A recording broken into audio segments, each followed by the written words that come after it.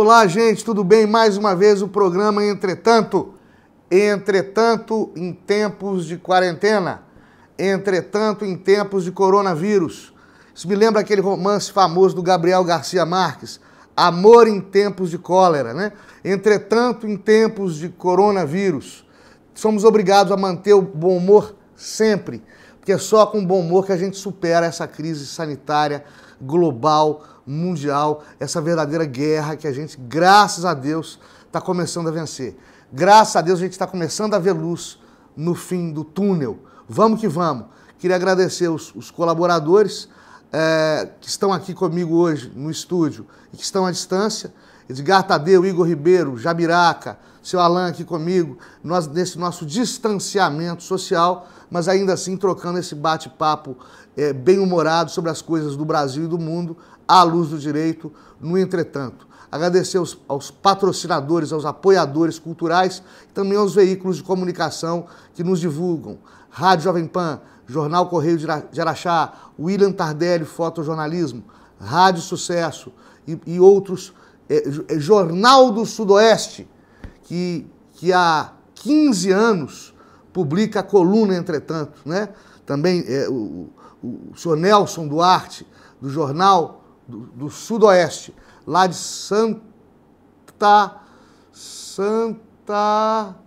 é do lado de Passos. Gente, eu vou lembrar. Até o final do programa eu lembro. Senão o senhor me corta, seu Alan. Costura isso aí na edição.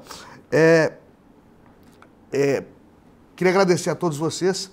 Saudar os jornalistas. Hoje é dia do jornalista, seu Alan. Parabéns para o senhor. Parabéns. Eu que sou um aprendiz de jornalista, um jornalista torto, né? A gente informa sem ter graduação acadêmica para isso. Eu me sinto de idêntico modo prestigiado com o dia do jornalista. Tenho irmã jornalista. São Sebastião do Paraíso é o nome da cidade, ao lado de Passos. Cidade deliciosa, tenho amigos que trabalham lá. O Jornal do Sudoeste, que evidentemente se refere ao Sudoeste mineiro, é de São Sebastião do Paraíso, que é ao lado da minha querida Passos, tá? Sudoeste de Minas. Queria agradecer a vocês todos, tocar o barco, porque a gente precisa se manter informado. Informação é tudo nesse período crítico. Começando pelas vindouras, e agora não se sabe se efetivamente vindouras, se efetivamente próximas, eleições municipais. Será que elas vão acontecer? Será que elas não vão acontecer? Sou juiz eleitoral também esse ano. Posso dizer a vocês que sei, não tenho nenhuma informação de cocheira, como dizia antigamente, não estou sabendo nada de secreto, nada de bastidores. O que eu sei, vocês sabem. Se presume que a eleição vai se realizar em outubro próximo, mas essa retomada econômica, essa reabertura do Brasil pós-quarentena, pós-distanciamento social, pós-isolamento social, poderá fazer repensar a data das eleições. Seria ruim, né? Teríamos que prorrogar o mandato dos atuais prefeitos e vereadores eleitos nas eleições passadas, no pré-eletivo passado. Isso pode gerar incômodo para algumas pessoas. Não é da normalidade democrática o sujeito ser eleito por uma gestão de 4 anos e ficar 5, né? Vai contra a vontade expressa do eleitor, vai contra a normalidade constitucional e democrática, mas fazer o quê? Nós estamos na época de exceção. Ninguém poderia esperar que um laboratório chinês fizesse uma lambança estudando um vírus mortal e que esse vírus se disseminasse pelo mundo afora, matando tanta gente, tornando arriscado o contágio de milhões de pessoas no mundo inteiro, dizimando gente em alguns países, como está acontecendo. Então é regime de exceção.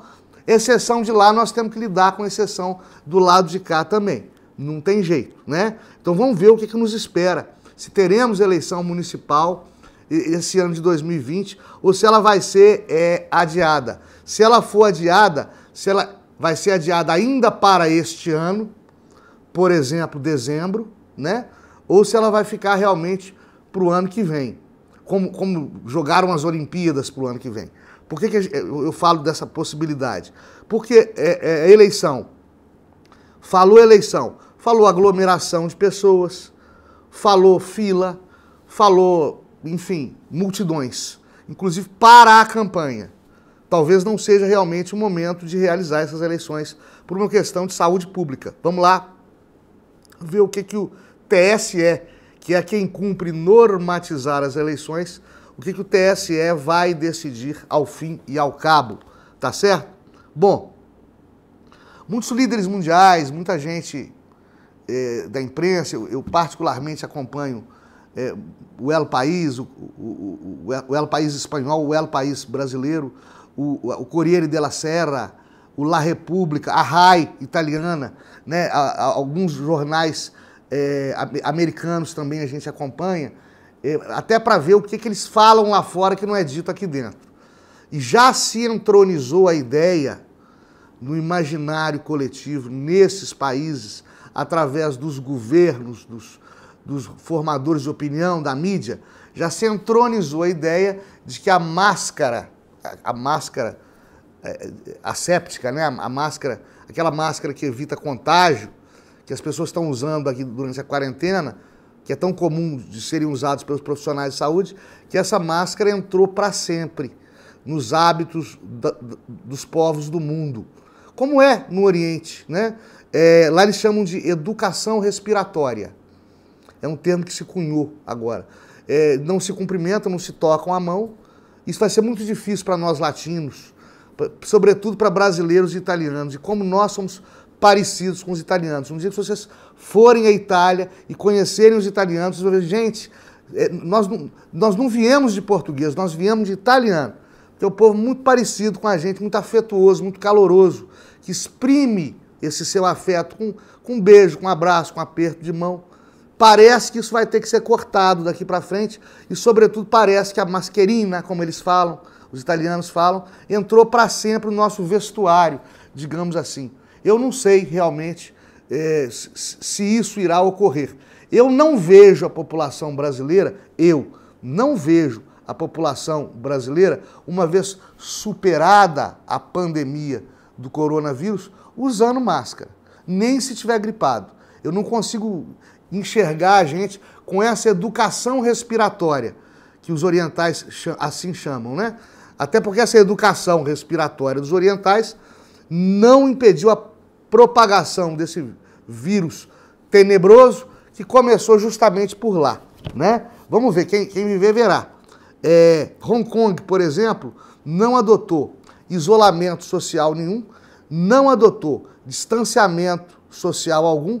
Hong Kong, você sabe, é aquela ilha que foi um protetorado inglês que pertence à China, mas ela é politicamente independente, em certo modo, do governo chinês. Hong Kong adotou, na prática, todo mundo usando a máscara, e Hong Kong tem um contágio quase zero de coronavírus. Talvez a solução, ao invés de distanciamento social, ao invés de isolamento social, e são termos diferentes, fosse todo mundo usar máscara. Se todos usarem máscara, quem está contaminado e quem não está contaminado, a chance do vírus não prosperar, a chance do vírus não disseminar é muito maior, né? Vitória para a gente e uma necessidade de fechar o comércio, uma necessidade de fechar as instituições. Porque não adianta a gente ganhar do vírus e perder para a fome, ganhar do vírus e perder para uma crise econômica em escala mundial sem precedentes. Essa ideia da máscara, muito embora eu não consiga admitir que a gente vai passar a usar máscara para o resto dos nossos dias, isso para mim só vai acontecer no auge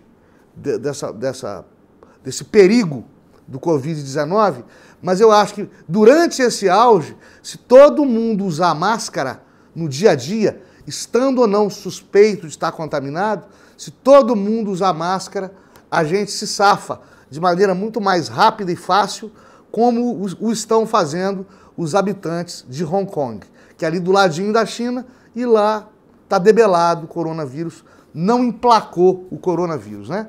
É uma ideia, é uma ideia. Bom, vejam os senhores o que é preconceito. Tem pessoas inconformadas, achando estranho, torcendo o nariz, porque o Exército Brasileiro tem um setor de estudos que está viabilizando, um setor de pesquisas, que está viabilizando um planejamento estratégico sobre a retomada da economia brasileira pós-coronavírus. E essas pessoas estão dizendo o seguinte: por que o Exército está se metendo com isso? Vivemos numa ditadura, como se Exército, como se Forças Armadas fosse só para fazer faxina em quartel, acampar e brincar de faroeste no meio do mato, né? Fazer exercício de guerra no meio do mato e ordem unida no quartel, como se Força Armada fosse só para isso. Muito antes, pelo contrário, quando as Forças Armadas são efetivamente utilizadas para facilitar a vida prática do cidadão e da cidadã brasileiros, é que a gente se sente no auge da democracia e sente um retorno positivo dos impostos que a gente paga e que pagam o salário desse pessoal todo, dos militares das Forças Armadas todas. Você tem que ter preconceito com atividades militares, atividades exercidas pelos membros das Forças Armadas que escapem da normalidade ou que afugentem o ócio que vez ou outra permeia os quartéis do Brasil inteiro. Ou seja, militar em tempo de paz geralmente fica só fazendo exercício mesmo. Geralmente fica só fazendo ordem unida mesmo. E isso não é bom.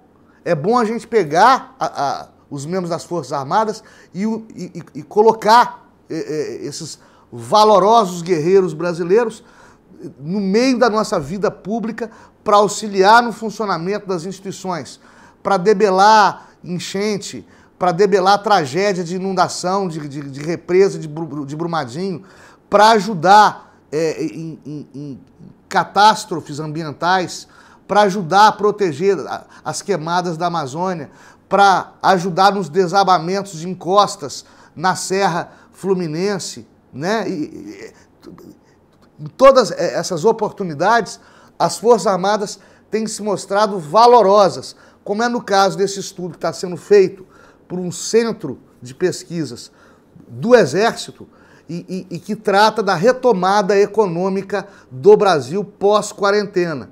E que usa, por exemplo, para que vocês tenham uma ideia, usa como paradigma Taiwan, que é Formosa, que é a China capitalista, né? Usa Taiwan e Coreia do Sul. O que Taiwan e Coreia do Sul fizeram nessa retomada da economia pós-isolamento social, pós-quarentena? Esses estudos estão sendo feitos de maneira interessante, de maneira proveitosa para o Brasil e, sobretudo, oportuna. Porque a hora de pensar isso é agora. E parar com esse preconceito ridículo que falou em farda, falou em militar, fala em repressão, fala em ditadura, fala em porrete. Isso são anos e anos de hegemonia cultural, anos e anos de faculdade distorcendo cabeça de aluno, é que fizeram com o Brasil. Hoje os nossos jovens, hoje não, gerações e gerações de brasileiros cresceram olhando para as forças públicas de segurança como quem olha para inimigo, como quem olha para alguém que tolhe liberdades e não para alguém que protege e serve, como deveria ser, né? Vamos ver se a gente consegue modificar esses paradigmas todos e mostrar, principalmente para os nossos jovens, que o servidor público, seja ele juiz, delegado, policial civil, policial militar, membro das Forças Armadas, o servidor público aqui está para fazer o que o seu próprio nome diz, para servir. O servidor público tem um patrão, o patrão dele é o povo. Vamos aprender isso aí. Não vamos ficar com medo do servidor público, com medo das forças públicas, não. Vamos aprender a admirar esse pessoal. Se os nossos jovens tivessem como heróis bombeiros, policiais, membros das Forças Armadas, e não pagodeiro, jogador de futebol, funkeiro, a nossa juventude seguiria exemplos muito mais úteis, muito mais valorosos, muito mais saudáveis, tá bom?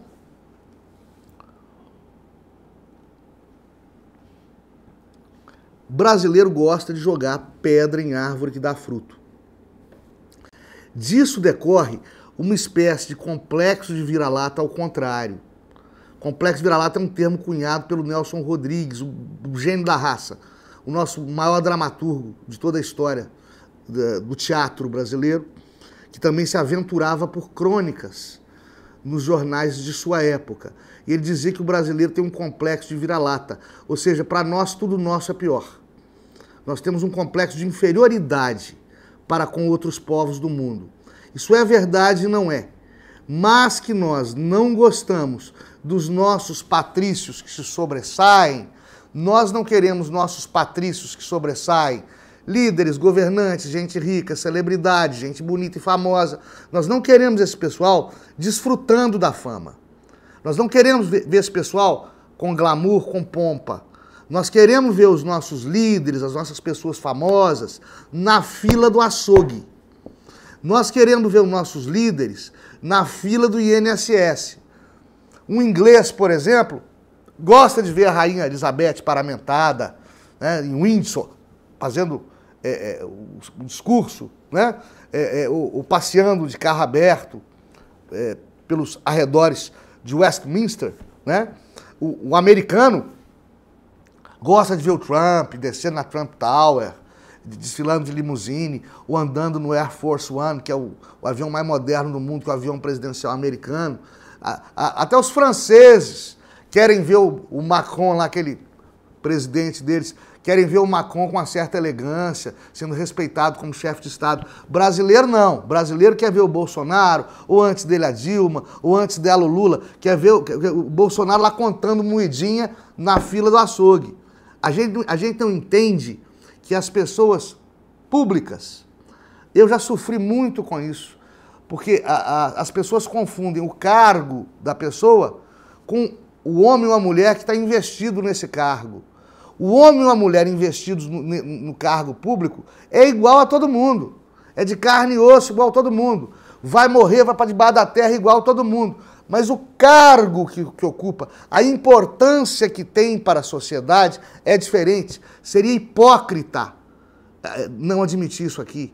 Não é que, por exemplo, um juiz de direito, ou um delegado de polícia, ou um promotor de justiça, ou um presidente da república, sejam melhores que um pedreiro, que um pintor, que um faxineiro, que um mecânico. Não é questão de ser melhor ou pior. É que há uma importância para muito mais pessoas no exercício da função pública. Ou quando o sujeito é um líder, é um pensador, é um formador de opinião, o que ele fala, o que ele faz, alcança mais pessoas, porque ele é o que a gente chama de multiplicador.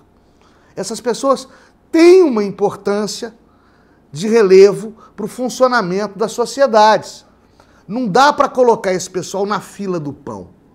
E, sobretudo, não dá para amordaçar esse pessoal. Eu estou falando isso porque se critica o presidente Bolsonaro pelo que diz e fala e pensa. Ele, quando assim o faz, ele está, preste atenção, exercendo o direito democrático, republicano, de manifestar o seu pensamento. Como todo mundo tem esse direito. Ah, mas ele é um estadista. Justamente por ser estadista, ele pode falar o que ele pensa. As pessoas votaram em Bolsonaro para ter esse Bolsonaro aí no governo. Não teve aquele fenômeno do Lulinha, paz e amor, que mudou para ganhar a eleição, não. Bolsonaro foi Bolsonaro o tempo todo. E as pessoas que nele votaram querem esse Bolsonaro aí. Manifestando como vem se manifestando. Como vem se manifestando. É esse cara que ganhou a eleição. Ele não tem, a cara dele pode ser feia, mas é uma só. mas é uma só. Não é à toa que pesquisas dizem atualmente que ele ainda continua sendo o político mais popular do Brasil. Que hoje, se tivesse novas eleições para presidente hoje, ele ganhava de novo. Ele ganhava de novo. E não se fala em impeachment dele. Quer dizer, um ou outro político de exceção fala em afastamento, impeachment. Um novo impeachment nos tornaria uma república de bananas, perderíamos toda a credibilidade internacional, viraríamos o país do impeachment, né? Não se fala em impeachment, não passaria o impeachment. Como eu já disse aqui brincando com vocês, falar besteira pela internet não é crime, não é isso que desacredita no cenário mundial um presidente da República ou uma nação importante como é a nação brasileira. Quem vai lá fora é que tem uma noção do que é o Brasil lá fora. Nós somos a maior potência da América Latina. Nós somos a maior potência da América Latina. Os outros países nos dão uma importância enorme. Então nós temos que parar com esse complexo de vira-lata, parar com esse negócio de não querer reconhecer nas nossas autoridades o direito de utilizarem as suas prerrogativas, dentre as quais manifestar seu pensamento. Tá bom? Precisamos dar valor à nossa brasilidade, dar valor ao fato de sermos brasileiros e pararmos com essa história de ficar jogando pedra em árvore que dá fruto, jogando pedra nos nossos líderes. Nós não elegemos ele? Não houve uma eleição? Para bem ou para mal, deixa os nossos líderes liderarem, gente. O nome já diz. Pode se criticar, mas vamos parar. E outra coisa, já falei isso aqui, não é hora de fazer política. Não é hora de usar coronavírus para tentar derrubar do poder quem quer que seja, para tentar fazer oposição a quem quer que seja. Seguir o péssimo exemplo da TV Globo de televisão. Péssimo exemplo da TV Globo de televisão.